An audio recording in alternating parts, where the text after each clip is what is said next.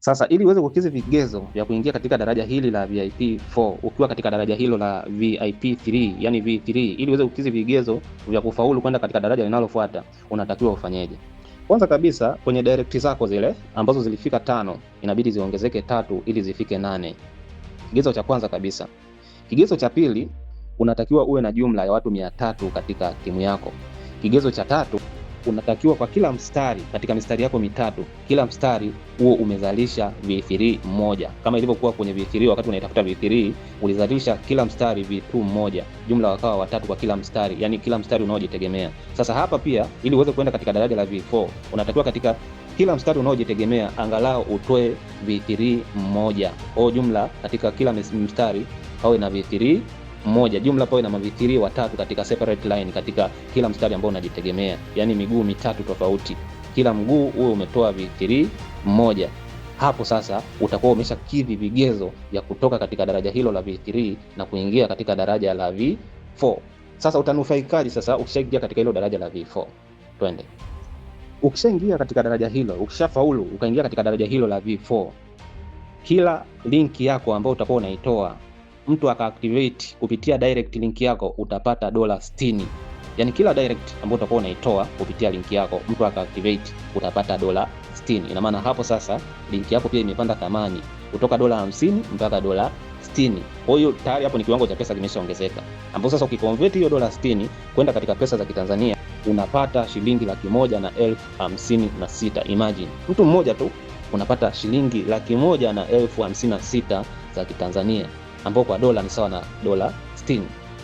Lakini pia haitoshi, wale watu wakienda wakifanya trading, wakikatwa mafuta, wewe kuna asilimia ambazo zitakuwa zinaingia kwa, ambapo ni asilimia 50 za trade commission ambazo zitakuwa zinakatwa katika wale watu watakapokuwa wanazidi kupata faida. Kumbuka hizi commission ni kwamba wao wenyewe ndio wanapata faida kubwa kuliko commission ambayo wewe unazipata, lakini kwako zinakuwa ni endelevu.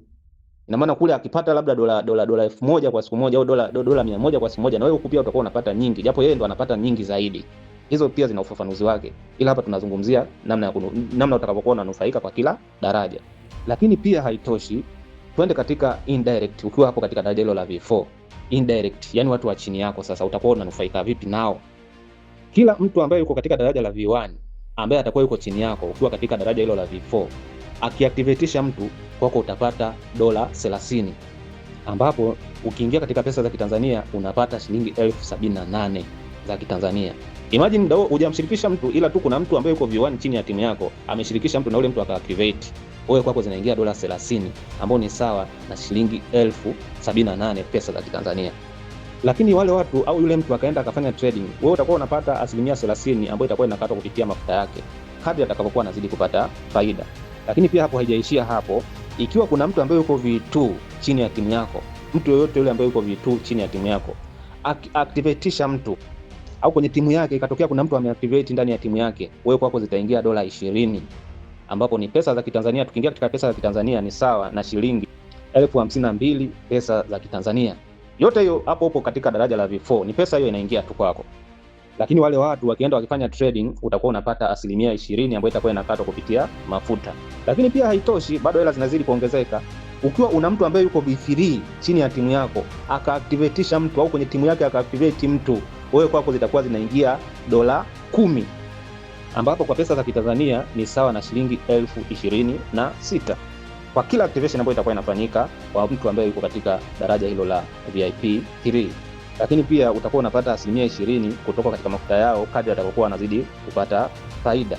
Lakini pia haitoshi, ukiwa umeshazalisha sasa hiyo same rank, sasa umeshazalisha V4 mwingine mkawa katika daraja moja, hapa kila activation ambayo itakuwa inafanyika katika timu yake nzima, yoyote yule ambaye atafanya activation siku hiyo, wawe wangapi, kila mmoja utakuwa unapata $1.5 ambao ni sawa na shilingi 3,900 za Kitanzania.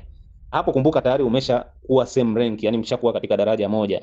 Sasa katika huyu ambaye mmeshafika daraja moja kwenye timu yake, yoyote yule ambaye atakuwa anafanya activation, wewe utakuwa unapata $1.5 ambao ni sawa na pesa za Kitanzania shilingi 3,900. Lakini pia haitoshi, trade commission zao wakifanya trade kwako utakuwa unapata asilimia 10. Sasa niambie, katika huu mlolongo ulioutaja hapa, kwa siku mlolongo huu utakuwa unachakatwa mara ngapi? Je, kwako utakuwa unapata kiasi gani cha pesa kwa siku moja? Je, kwa wiki? Je, kwa mwezi? Je, kwa mwaka? Utakuwa wapi? Hilo daraja moja tu la VIP 4. Hivyo ndivyo inapokuwa. Sasa ili uweze kutoka katika daraja hilo la VIP 4 uingie katika daraja la VIP 5, unatakiwa ukidhi vigezo gani? Na je, ukishaingia katika hilo daraja la VIP 5 utakuwa unanufaikaje?